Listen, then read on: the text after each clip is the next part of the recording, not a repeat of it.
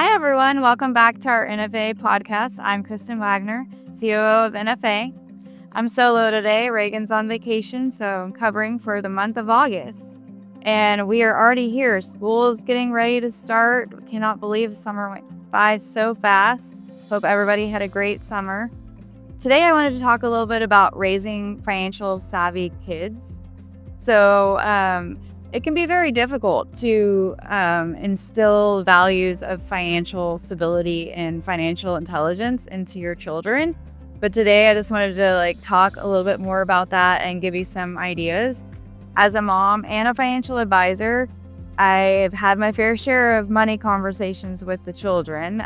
Some of them go wonderfully and some of them just end up being crazy conversations. So the earlier we start talking to our kids about money is the better, in my opinion.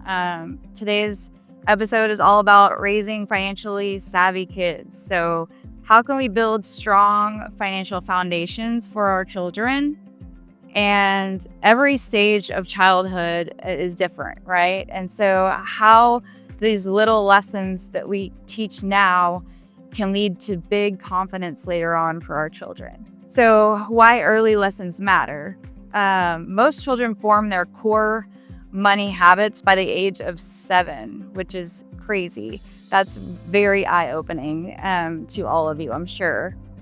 It means that by the time they're reading chapter books, they have already absorbed how we feel about money.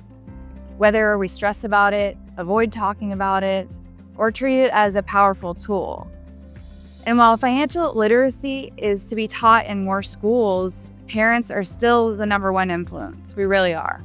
Our kids are watching our every move and absorbing every move. So the more that we talk about money at home and prepare them for years to come, the better. Well, talk about the stages of life here. So from ages 3 to 7, maybe just get them some jars to start saving their coins in. Help them make choices with their money, even if it's just, let's go to the dollar store and pick out one toy. The next stage of life is kind of like the 8 to 12, and they're ready to learn bigger ideas at that point. So talk about their needs versus their wants. So do we really need this, or do we just really want this today because it's fun? Give them a monthly allowance with some responsibility, which is really great.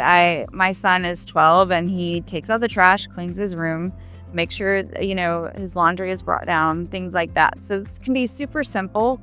It doesn't have to be a lot of money, $10 a month, just start somewhere and start having them save for a goal, like a new toy or a gift for somebody, or even a donation would be super awesome. I think that's a great way to start your kids learning about, giving back to the community. Teenagers, so once they enter a teenager, my oldest is going to be 13 and this month actually. So teenagers need a little bit more hands-on experience, I would say. Maybe open a bank account with them even. Explain what taxes are, what is interest. Even credit cards could be a conversation at this point. Teaching them how to budget is very important. Keeping a checkbook. I know nobody does that anymore, but I still do. So I recommend, having that knowledge to do that, how to write a check, how to log it in, talk openly about mistakes that you have made and what you've learned from those mistakes. That can be very helpful as well. So after the teenage phase comes the college student or young adult phase, which is very, very important to learn. Student debt or repayment of student debt could be a conversation at this point. Maybe setting up just a simple budget for their life in college would be important as well. So every stage matters, and even if it's not perfect, these conversations are planting seeds for them for the future. I think it's super important to create a culture of conversation with our clients and our kids. And just, the goal is never perfection. It's consistency.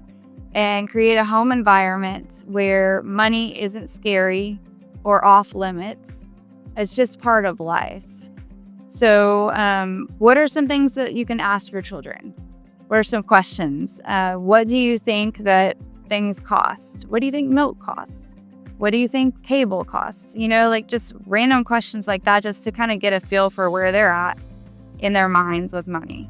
I think that's super important. And you'll be really surprised how insightful kids can be.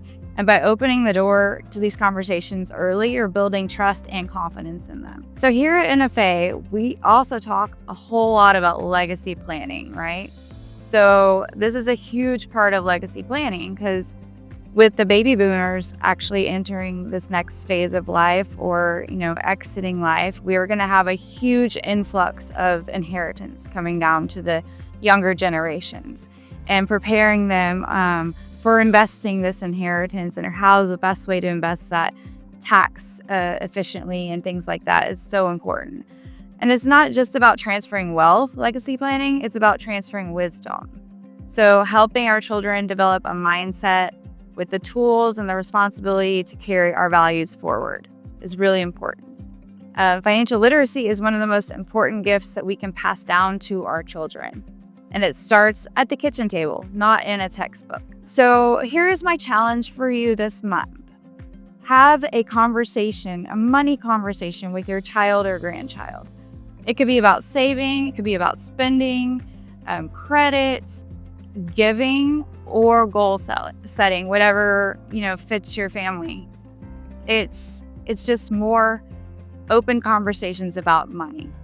If you'd like support resources or just ideas to get started, contact our team here at NFA, and we're here to help. We want this future generation of children to be very money mindset. And thank you so much for joining me today on the NFA podcast.